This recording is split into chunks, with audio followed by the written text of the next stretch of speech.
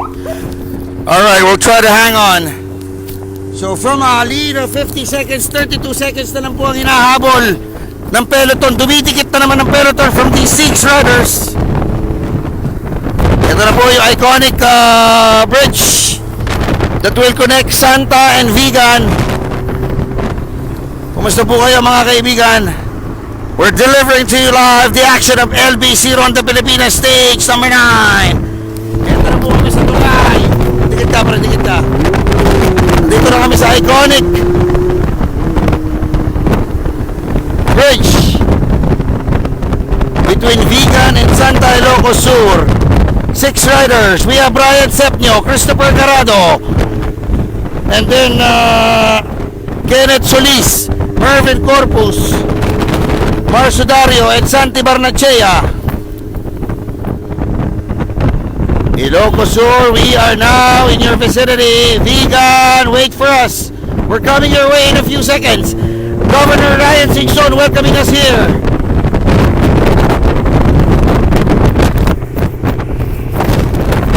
Medyo lumayo pre, wala pa sa tulay yung pero ito, bumagal na naman. So 6 riders in the breakaway. Mervin Corpus, Marcio Dario, Santi Barnachea, and then ito nga pong si Kenneth Solis. And then 85, that's Brian Sepnio, and then Christopher Garado. 6 riders. They are now attacking the finish line. They're just about 10 kilometers, but that's still unofficial. We're waiting for the official marker.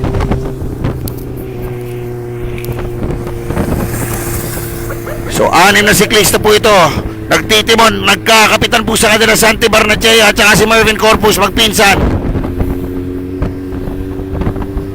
Umagal ng konti pahon. Mabante na si Mickey Rapp. The sign says 10 kilometers to the finish line. The sign is telling us 10 kilometers more. 10 kilometro pero bumabagal po tayo. Kenneth Solis nahihirapan po magtimon, sumisigaw. Ito po si Santi Barnachea. Santi Barnachea nasa may bandang likuran. The peloton is behind by about 42 seconds. Mabagal po ang hila. Ito po si Kenneth Solis. Paahon tayo ng konti. Nakatutok na sa kanya si Brian Sepnio. Hindi pa rin nagpapalit. Bumabagal kami. Just about 32 kilometers per hour. Palit na po si Brian Sepnio. Picking up speed. Now it's about 37 kilometers per hour. Abante po tayo.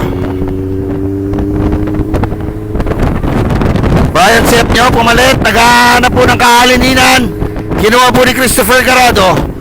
Yan ho ang balasa ng ating pong breakaway. Strong headwind. Ang lakas ng hangin. Pasalubong. Kahit po kami tinutulak patras. Christopher Garado. Speed is about 35 kilometers per hour. Speed is about 35 kilometers per hour. This is going to be an intense finish. Pag nalaman na naman ng Navy na merong 7-Eleven dito, malamang hahabulin na naman po tayo.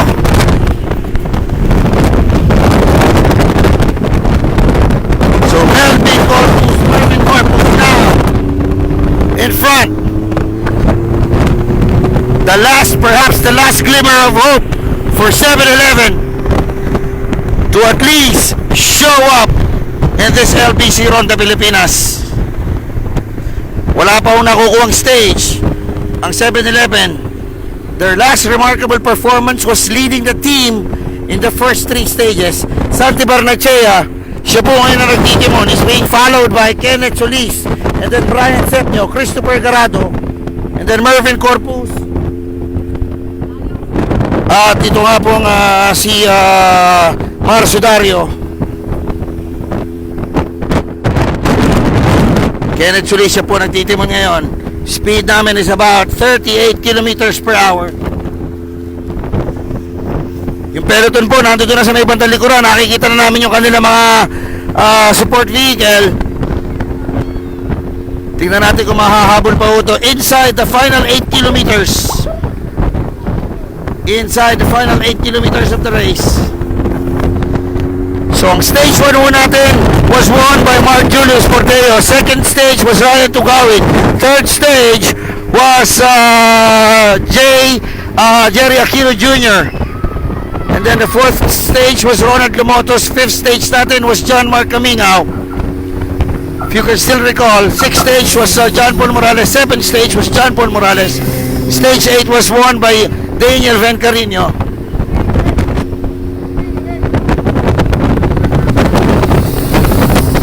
Tuloy-tuloy po ang ating pagtutok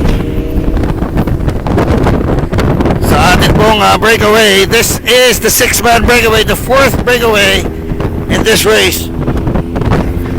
Di natin na makakita yung peloton, paliko na pala. Mamaya sisilipin na natin ulit. Ito pong si Marcio Dario ang humihila ngayon.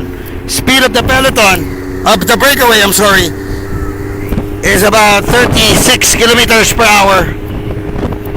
Santi Barnechea, the two-time Ronda Pilipinas champion, syempre he doesn't wanna end this Ronda Pilipinas edition without any flair. So the sprinters here are Mervin Corpus and then Santi Barnechea. Yun ang mga kilalang sprinters dito sa grupo na to.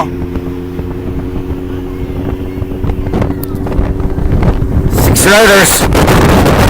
The peloton is right there, huh? 38 seconds na lang ang distansya nito. He went to as high as 50 kanina. Christopher Garado of South Luzon now towing this back. Nasa likuran po niya 7-Eleven rider Mervin Corpus. And then sa likuran ho nila, ikatlo ay ito pong si Marcio Dario. And then there's Santi Barnechea. And then ito nga pong si rider number 67 Kenneth Solis. And rider number 85, that's Brian Sepnio. So 6 na siklista po ang nasa harapan ngayon. Ilang kilometro na lang lakay.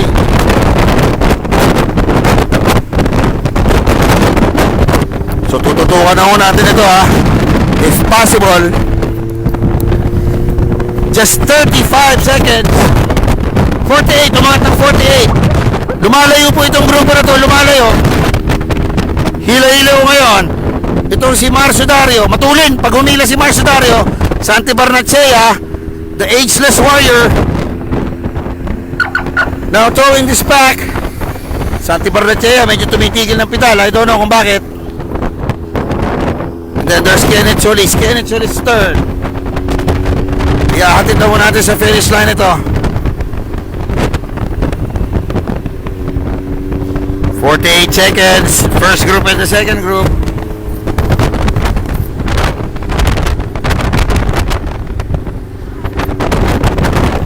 Bigit ka, bati ka naman para matinig natin yung usapan nila. Santi Barnechea, nag-iwalay. Nag-iwalay po. Nagdo-double file sila. Ilan na? 52 seconds. They're improving. From 36 naging 48, now it's up to 52. Single file ulit po ang ating mga riders. Hangin po pasalubong. Nagdo-double file si Mervin Corpus. The wind is coming from the right side.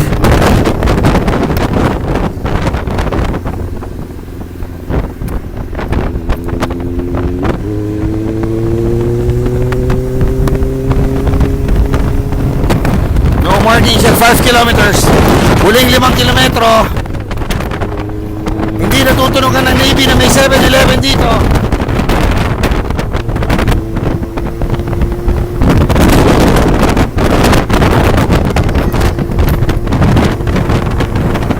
Entering the final 4.8 kilometers.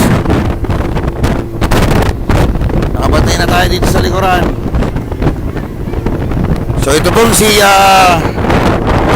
Kenneth Solis ang umihila. Now it's Brian Sepnio. Palitan po sila, hindi na tumatagal ng 5 segundo. Brian Sepnio sa pungay na nasa harap. Ang lakas ng hangin. Makikita nyo naman siguro sa mga puno.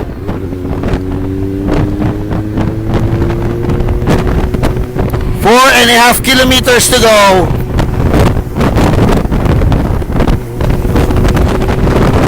Pagka po hindi dumikit ang peloton, ihahatid ko po ng diretso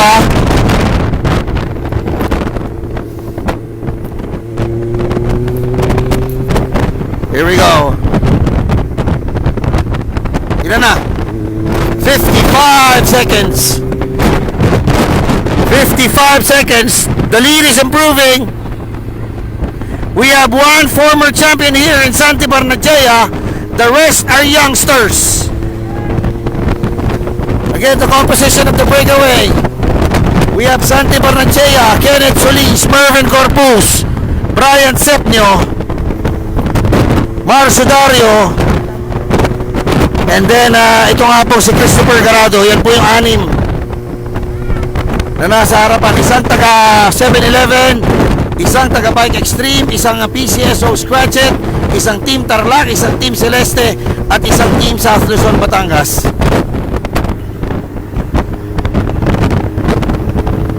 We are now in Vigan City. Bukas po, criterium tayo, alauna. Mamaya po, 5:15 p.m. Hindi niyo po matulog yan ang ating full recap presentation ng ating stage number 8. Sa 5,000 pong nanonood sa atin at nakasubaybay ngayon sa live stream, kumusta po kayo? Ang amin pong coverage ay atid ng LBC, We Like to Move It, at ng MVP Sports Foundation. Pasalamatan ko na rin po ang Versa Two-Way Radio, 88 Performance, Good to Go, Patron, Green Planet, Bike Extreme, Standard Insurance, CCN, Light Water, Pro Light, Gershoti, Black Mamba, Boy Cannon, Vitamin Boost, NLX, SETEX, Maynila, 3Q Sports Event Management, Quad X, Philippine Rabbit, Spider, and 7-Eleven. Final 3 kilometers. 3 kilometers na lang. Ilan ang layo? 1 minute and 5 seconds. Lumalayo pa. Mukhang hindi nakakahabol ito ng peloton.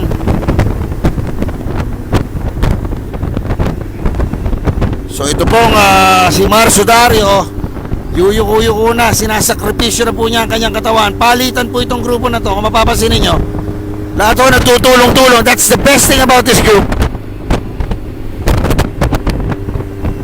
1 minute and 5 seconds. That's the differential between the first group and the peloton.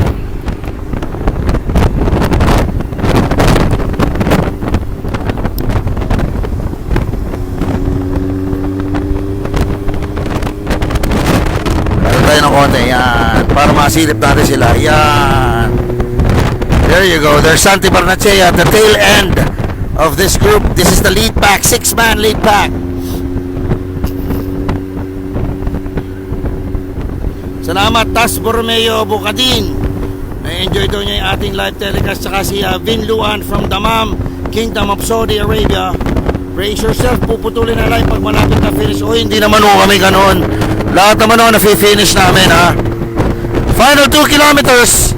2 kilometers na lang. This is going to be a very electrifying finish. This is going to be intense, especially that all of the 6 riders are representing 6 different teams. First time that there's no Philippine Navy figuring in the breakaway since stage number 4.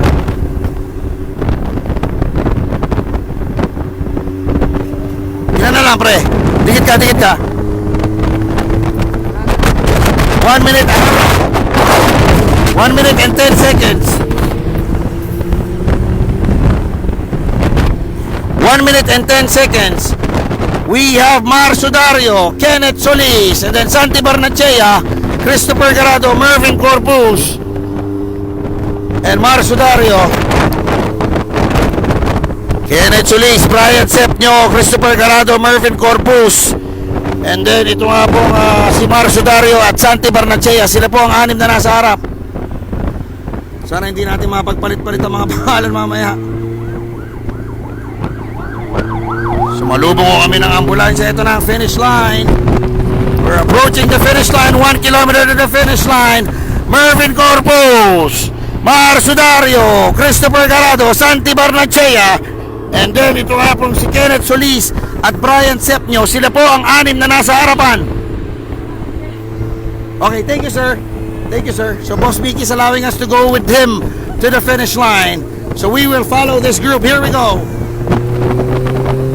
6,000 viewers of our live stream. Enjoy the action. Yes, sir. This is going to be intense. This is going to be a perfect finish. Doon ka po sa malayo sa likod nila. Sasabay sa likod nila. Para may mangyari man, hindi tayo nakasalo. Di ba? Okay. So wala na pong 1 kilometro. Vegan! Here we come. Tikit ka na kay Mickey 3. Tikit ka na kay Mickey. Dito po ang ikot na atin po kay Criterium Race bukas. Tikit ka pa kay Mickey. Tikit ka pa. Santi Barnechea po mapwesto na po ngayon sa may bandang harapan. Santi Barnechea. Nasa likuran po niya. Ito po si Kenneth Solis. At saka si Brian Sepnyo. Brian Sepnyo nakikiramdam na.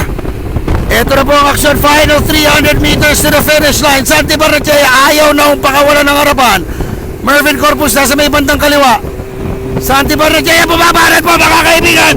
Ito po si Marcio Dario. Marcio Dario umahataw. Marcio Dario nagbabalatan sila para Sepnyo. Marcio Dario mga kaibigan. Ang nasa harapan po kayo rin din Brian Sepnyo. Brian Sepnyo bumawas-iwas na kanya po bisikleta. Santi Barnechea napapagiwanan na. At tawan po tayo sa finish line. Bakit po ako iniwan? It looks like ito pong hindi namin nakita yung finish. Edwin, bakit ka bumitaw? San Juan, bakit ka bumitaw? Ha? May bike pa sa kabila eh. Anyway. Alright, so tingnan natin kung sino unang tumawid. Sino na una? Hindi nauna si Stante. Teka ha. Tingnan natin kung sino na una. Pasensya na po kayo. Hindi natin nakita dahil saktong paglikuyo na ipit tayo ng sasakyan. Dito natin. Hello, idol. Ito, lapitan natin. Sa picture, sige. Thank you, interview muna ako. Work muna. Thank you. Pre! Brian! Sino na una? Sino na una, pre? Sino na una? Ito. Mga kaibigan, si Kenneth Solis. So, Kenneth Solis finishing first. Alright, so Kenneth Solis of Team Tarlac finishing this one.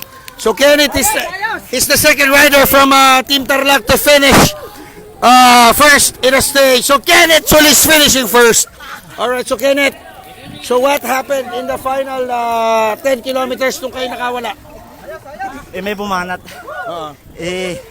Sinubukan ko lang din umabol. Ipagtikit sa grupo, medyo lumayo kaya sinamantala na lang namin. Pero aram ninyo na habulin kayo ng peloton? Oo, mag-abol yun. Mga ibang team kasi nag-aangan din ng panalo ngayon eh.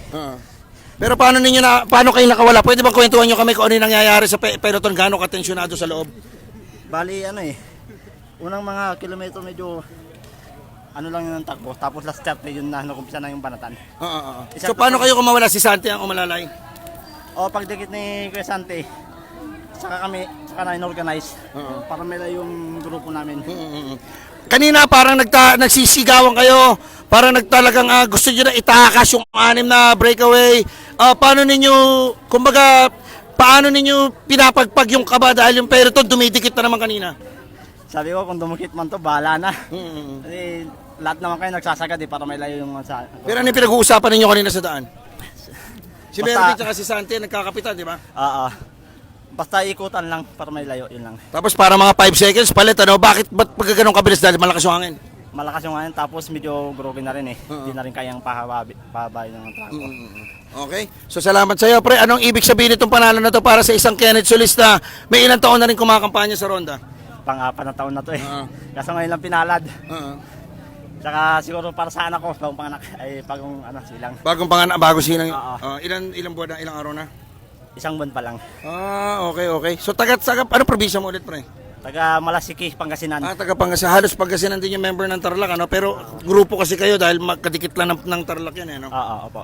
Alright, so Kenneth, baka may gusto kang pasalamatan ng mga sponsors mo para kahit papaano makabawi ka naman. Sa lahat po ng sumuporta sa akin, mga taga Pangasinan, tapos sa Tarlac, maraming salamat. Saka pinapati ko yung asawa ko. Okay, salamat sa iyo, pre, ha. Salamat. So si Kenneth Solis, he won stage number 9.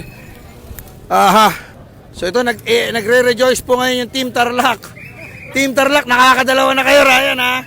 So congratulations. Ayos! Oo nga, so talagang work to perfection yung inyong naging taktika, pare. Taktika ba talaga yun o biglaan na lang? Biglaan na lang, sir. Biglaan, sir. Oo nga. Kaya yung grupo hindi na masyadong hinabol. Mm. Kaya yung Navy kasi may tao din sila. Kaya Buti hindi hinabol, ano? Ano pala nangyayari sa pelotong kanina nung dumidikit eh? nagkasemplangan eh. Nagkasemplangan ba? Kaya lumayo. Oo. Bakit? Paano sino mga sumemplang? Sila, yung Bike Extreme, si Kaol, tsaka ito, si Del Rosario. Si RJ Cole tsaka si Del Rosario. Wow. Okay, tapos bumagal na yung peloton. Sinuko na nila. Kung hindi pa ng mga nagsemplangan, nahahabulin na naman. Okay, salamat sa iyo. So, ayun pala nangyari. Naglapit tayo dito, hanapin natin yung red jersey. So, punta tayo sa red jersey natin. So, where's the red jersey? Hanapin natin yung red jersey. So, i-interview na namin yung red jersey, then we're closing this coverage, ha? Asa si Felipe? Asan? Ito punta natin si Felipe. So, si Rustom Lim, ayan, may lagnat pa rin. Ito si Mervin. Mervin! It was a dramatic finish, pre. So, akala ko mabibigo na naman kayo? Oo nga po, kasi papalapit yung grupo, kaya sabi ko, sasacrifice po ko para maka-podium. Sigaw ka nga na sigaw, eh, no? Opo, kasi nagtitipid po sila eh. Kaya pag pumunta ako sa harap, kinakargaan ko. Eh, ba't di mo pa kinuha para yung stage para may 7-11 naman? Hindi po pinagpaalay. Laspag na. Laspag na po. Sino na si Kenneth, ano? KENNETH SOLIS po. Oo nga, oo nga. Matindi ginawa ng dalawa, last 300 meters, eh. Last 300 po na, tapos nagulat po ako nung palabas po sila kasi biglang kurba yung finish. Kaya medyo di ako nakalabas. Kaya kami rin, naipit kami. Biglang kurba. Thank you, Mervin, ha. Salamat sa'yo. Pizza mo si Santi, di ba? Opo, hindi po, tito ko po. Tito mo pala, tito mo na pala. Okay, salamat sa'yo, pre, ha. Thank you so much. Gusto mo bumate? Binabati ko lang po yung sumusuporta sa amin ng Team 7-Eleven, si Sir Victor Paterno, Ma'am Duna May, at siyempre yung coach po namin, manager, Sir Rick Rodriguez. Tsaka Sir Bongsual po, yun lang po. Thank you, Mervin, ha. Good luck sa karera mo, pre. Batang-bata po, mga kaibigan. Pamangkin na pala ito. Ni Santi pa. Ano pakiramdam na kasama mo yung tito mo kanina sa breakaway? Naiyak po ako. Bakit? Kasi first time po namin magsama sa breakaway. Oo nga. Bakit ka naman, pero ano siya talaga naggabay sa'yo, tumutulong sa'yo? Hindi, sabi po niya, tuloy lang kasi lumalayo naman. Kaya sabi ko, tuloy lang. Ba't gano'n ka ba na-inspire sa tito mo? Gano'n ka niya natulungan? Mula bata po. Ano? Hanggang ngayon. So yung mga bike mo, yung mga bike mo, halos binana mo rin iba? Opo. Tapos siya po yung mag-advise sa akin, nagbibigay ng training. Lahat, wala po nung bata hanggang ngayon. Thank you. So tingin mo, sana tumagal pa yung karir ni Santi para kahit pa paano magabayan ka? Alam ko lang po, last na po niya ata ngayon eh. Ganon? Last ronda na po. So kahit pa paano pala, pre, may chance pa kayo na nakapagsayaw pa kayo sa harapan, di ba? Di ba? So yun ang mahalaga doon, di ba? Anyway, salamat sa iyo, Mervin, ha? Salamat. At good luck rin sa iyo at saka sa tito mo. So last na pala ni Santi Barnachea ngayon, napaiyak pa natin si Mervin Corpus tuloy. Na maganda yung pinakita ng bata na yan, sa last 3 stages. So, hanapin natin. Saan, pre? Yung mga Navy. Pre, yung mga Navy. Yung Navy, ando doon. Hanapin natin yung Navy, ha? Para interviewin na natin. Para tapos ira-wrap up na ho natin yung ating coverage. So congratulations, Kenneth Solis.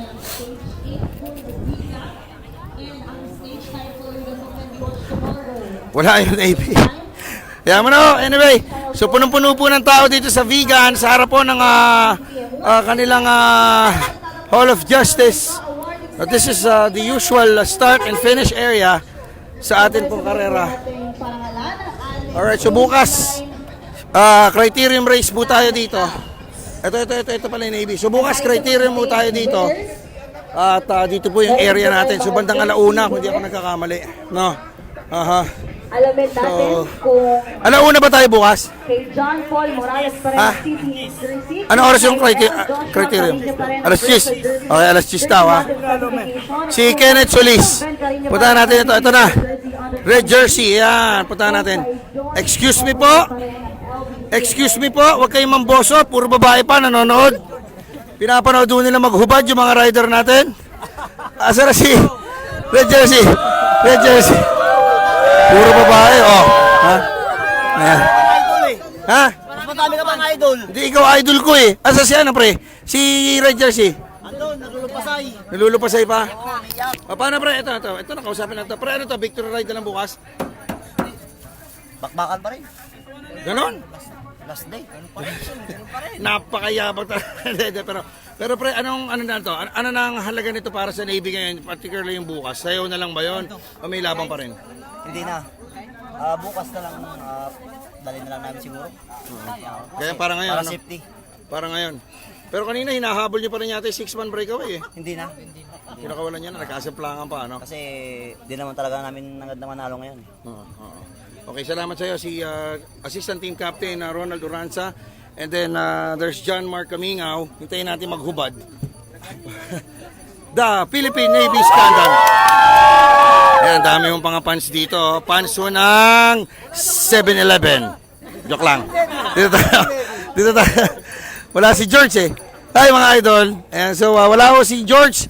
Siguro inipit o somewhere. So ayan o si Bobby, tsaka yung kanya pong ama. Ayan o, nag-away ko dati yan eh. No?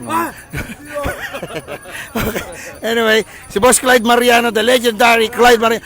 Sir Clyde, what was the first tour that you covered? I covered way back in Marlborough Tour. Yeah, what year? And that was in 1980s, and I covered the Marlborough Tour for more than 10 years. 10 years. And then I covered the first 5 years of Ronda Pilipinas since 2011. And the first cyclist that won was Santi Barracia, a native of Pangasinan. Okay, Sir Clyde, how would you describe the evolution of cycling here in the Philippines? Well, it's very much different. During the time, during the past tours, the cyclists use the so-called vintage bike. But now, Heavier. the present generation of cyclists use modern bike imported from abroad, and it's very light. Okay, sir, just one question. You've been covering sports for almost 4 decades now.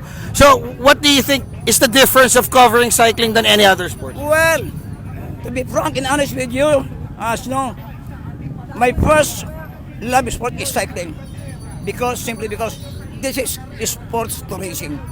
You cover the tour and you visit all the places of interest in the country. That is the valid reason why I love to cover cycling competitions. Okay, thank you so much, Sir Clyde. Sir Clyde, do you have a picture without a beard? Oh yes, of course. Oh, can I see it? Oh, you can see my pictures in my Facebook. You have a Facebook? Yes, I have. Okay, thank you so much, Kuya Clyde. Si Sir Clyde Mariano, isa sa mga veterano. Yes, You sir. know, when I covered the Marlborough Tour, your father, I was with him, Yeah. with El Sapilino and Bob Samson.